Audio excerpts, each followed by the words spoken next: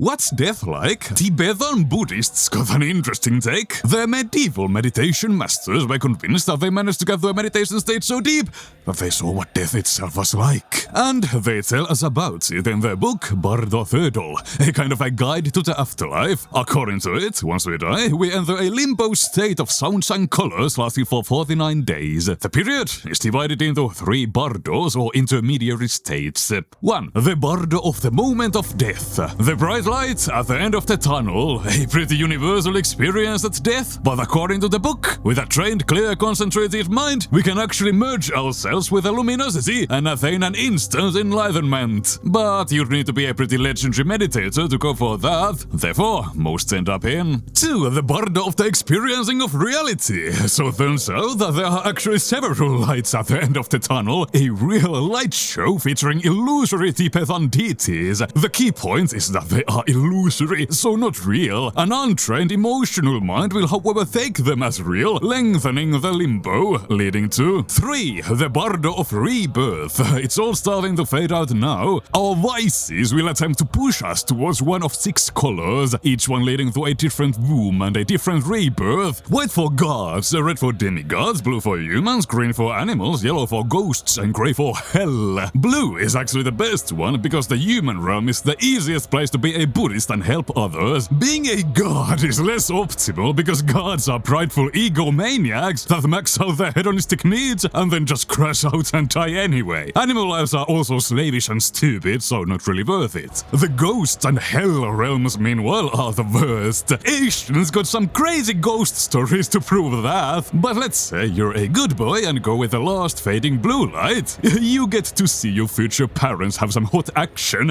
after which you need to close the womb, and that's the moment you forget your previous life and begin a new one. So I suppose life begins at conception and ends at conception, but be a pro-Buddhist meditator and you can navigate all this stuff and get the rebirth of your choice. Awesome! Full book in the description.